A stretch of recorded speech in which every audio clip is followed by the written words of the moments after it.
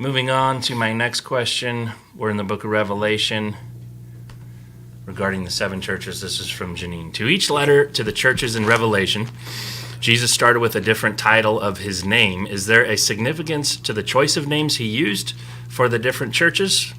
What do you say, Pastor Steve? Okay. Janine, I've done studies on the book of Revelation, actually a number of them. And when I go through the letters to the churches, I talk about this. Yes, there's a significance to the title that he gives himself. These things, in the first one, these things says he who holds the seven stars in his right hand. And earlier he says that the seven stars are the messengers of the churches. And he who walks in the midst of the seven golden lampstands.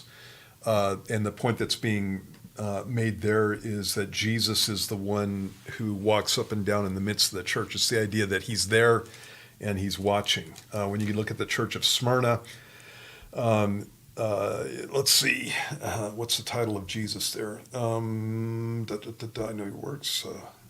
I'm the first and last who was dead and came to life.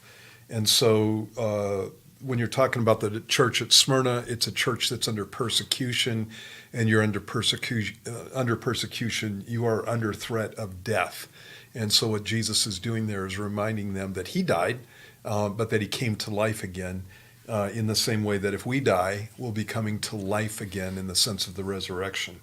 And you can go through and in each one of the different letters, Jesus gives a different title, and those titles have to do with the issues that are going on in the churches there. And if you want more on that, you can get the study on Revelation and go through chapter 2 and 3, and I deal with every one of those. So it's amazing, and this is one of the things that so encouraged me in my faith, is that in just that one little example, the word used to describe the church is wrapped up not just in the definition and the church at the time to describe actual circumstances, but it's prophetic.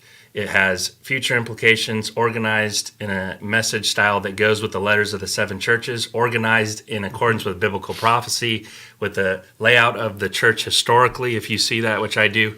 And you get into the nuance, and it's like it's tied in with the kingdom parables. With the kingdom parables, yep. Yeah. And there's just layer after layer after layer. Yeah. And there's no way you're going to convince me that an ancient rabbi or an ancient fisherman or whoever it is we're talking about that wrote the book somehow wove that in to the text. Yeah. It's just too much there. Right. And it's an element of proof of design of the creator as someone smarter than us. Exactly. Amazing it's stuff. the word of God. Yeah.